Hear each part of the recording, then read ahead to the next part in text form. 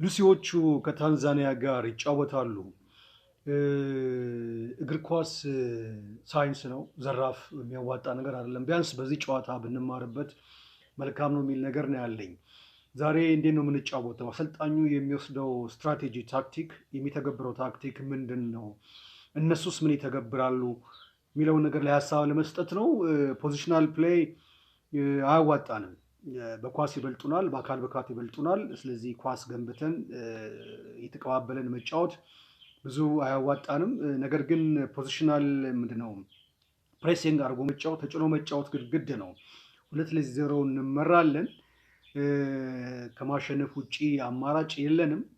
ነገር ግን ፈጣን ውሳኔ እና ጥሩ የሆነ ቴክኒካል ኳሊቲ ስለሌለን ይሄ ተጭኖ መጫወት እምብዛም ተጠቃሚ የሚያደርገን ነገር አይደለም።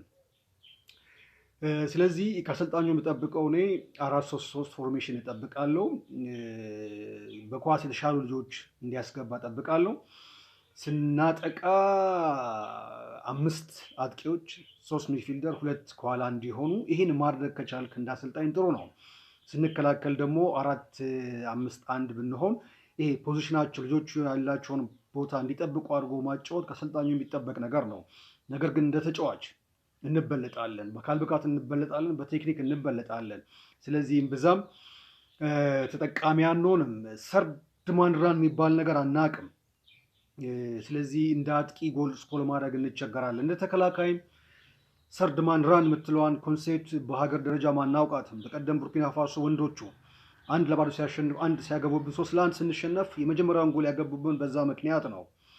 ስለዚህ ይሄ ቦታን ሁለቱ ሲቀባበሉ ሶስተኛው ለቦታ የሚሄደውን ነገር አናቅም። እንደ ተከላካይ ከቨር ማድረግ አንችልም። እንደ አጥቂም ምንም አንልም።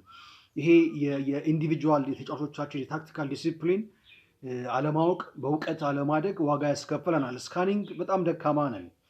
ኳስ ለመቀበል 0.5 ሰከንድ ሲቀረን ዙሪያችንን የመቃኘት እንደ ተጫዋች እንደ አጥቂ እንደ ተከላካይ በጣም ችግር አለብን።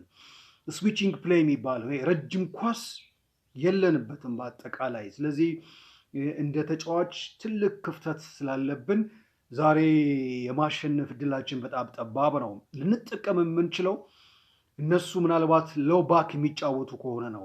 ሎው ባክ እንዲጫወቱ የሚያስገድዷቸው ነገሮች አሉ። 1-2-0 እያሸነፉን ነው፣ እየመሩን ነው። 2 አዌይን የሚጫወቱት፣ 3 ደግሞ ሪስክ መቀነስ ሊፈልጉ ይችላሉ። ይሄ ምናልባት ተጠቃሚ ሊያደርገን ይችላል። ይሄን ግን የምንጠቀመው መቼ ነው? በቴክኒክ ጥሩ የሆኑ ልጆች ስንጠቀም ነው። 1 ሁለተኛ እነሱም ወደ ፍላንክ ወጥተን ጠቅጠቅ ብለን ስንጫወት የእኛ ሚድፊልደሮች እና ሎወር ባኮች አጥቂ መሆንና ረጅም ኳስን ክሮስ በማድረግ ግርግር ውስጥ ጎል የማግባት እድል የምንጠቀም ከሆነ ብቻ ነው። ይሄ ደግሞ የአሰልጣኙን አቅም የሚጠይቅ ነው። በአጠቃላይ አሰልጣኞችን በመንደር እየደለደልን እንትና የዚህ መንደር አንደር 70 እንትና የዚህ አካባቢ ሰው ሴቶችን፣ የዚህ አካባቢ ሰው ወንዶችን እያልን በሜሪት ቤዝድ የሆነ አሰልጣኞችን የመመደብ ነገር ስለሌለ በፌዴሬሽኑ መሪዎቻችን ዋጋ እየከፈልን ነው። ዛሬም ይህንን ዋጋ እንከፍላለን። ቢያንስ እንማርበት የሚል ነገር ያለኝ። አመሰግናለሁ።